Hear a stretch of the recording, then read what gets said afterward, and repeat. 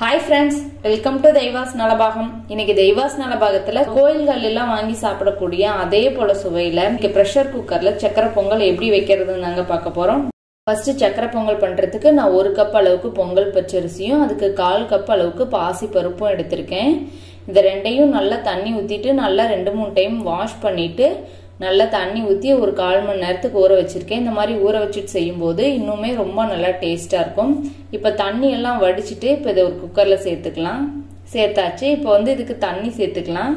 இப்போ 1:4ங்கிற மாதிரி தண்ணி சேர்த்தா அதுக்கு சரியா இருக்கும். 1 கப் பச்சரிசிக்கு 4 கப் தண்ணி, ஒரு 1/4 கப் பருப்புக்கு 4/4 கப் 1 கப் தண்ணி, மொத்தமா 5 கப் வேணும்.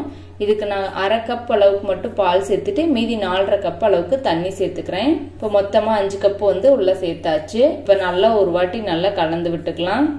இப்போ மூடி போட்டுட்டு ஸ்டவ் ஆன் பண்ணி நல்லா ஒரு 5 விசில் வச்சு எடுத்துக்கலாம். இப்போ அந்த பொங்கல் ரெடி ஆகிட்டு இருக்கட்டும். அதுக்குள்ள நம்ம வெள்ளத்தை கரைச்சி எடுத்துக்கலாம். 1 கப் அரிசிக்கு நான் 1.25 கப் அளவுக்கு வெல்லம் எடுத்திருக்கேன். இது கொஞ்சம் நல்லா இனிப்பாவே இருக்கும். உங்களுக்கு இனிப்பு கொஞ்சம் குறைவா போகுதுன்னா நீங்க 1.5 கப் அளவுக்கு சேர்த்துக்கோங்க. இப்போ ஒரு 1/4 கப் மட்டும் தண்ணி சேர்த்துட்டு ஜஸ்ட் இந்த வெள்ளத்தையெல்லாம் நம்ம கரைச்சி மட்டும் எடுத்துக்கலாம்.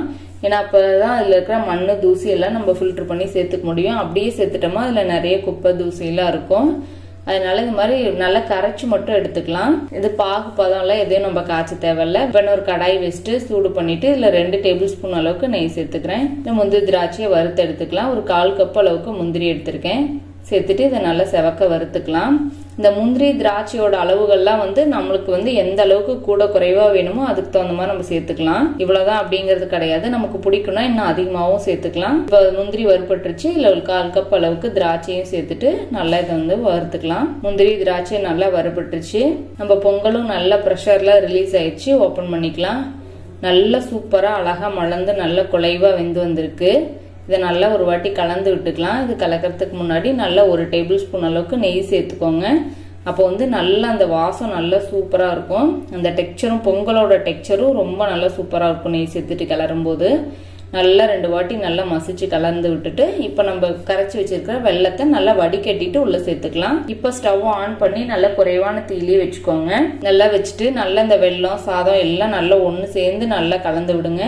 இந்த தீயிலேயே நல்லா கொஞ்ச நேரம் ஒரு 5-10 நிமிஷத்துக்கு நல்லா வெந்து வரணும். அப்படியே ஒண்ணு சேர்ந்து கொஞ்சம் நல்லா திக்காகி வரட்டும். எல்லாம் கலந்தாச்சு. இப்ப நல்லா ஒரு 7-8 நிமிஷம் ஆகுது. இப்ப இது போல நல்லா ஒண்ணு சேர்ந்து நல்லா திக்காகி வந்திருக்கு. இப்ப இதுதான் சரியா இருக்கும்.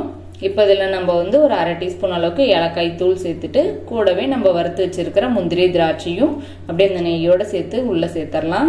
சேர்த்துட்டு நல்லா கலந்து விட்டுறலாம். அவ்வளவுதாங்க, நம்ம சூப்பரான சக்கரை பொங்கல் ரெடி ஆயிடுச்சு. அப்படியே நம்ம கோயில்கள்ல வாங்கி சாப்பிடக்கூடிய அதே சுவையில இருக்கும். நம்ம பால் இதெல்லாம் சேர்த்து செய்யும் போது ரொம்ப நல்லா சுவையா இருக்கும். அவ்வளவுதாங்க, நம்ம சூப்பரான சக்கரை பொங்கல் ரெடி. நீங்களும் இந்த ரெசிபி வீட்டுல ட்ரை பண்ணி பாருங்க. உங்களுக்கு பிடிச்சிருந்துச்சுன்னா லைக் பண்ணுங்க, ஷேர் பண்ணுங்க. நம்ம தெய்வாஸ் நலபாகம் சேனலுக்கு சப்ஸ்கிரைப் பண்ணிக்கோங்க.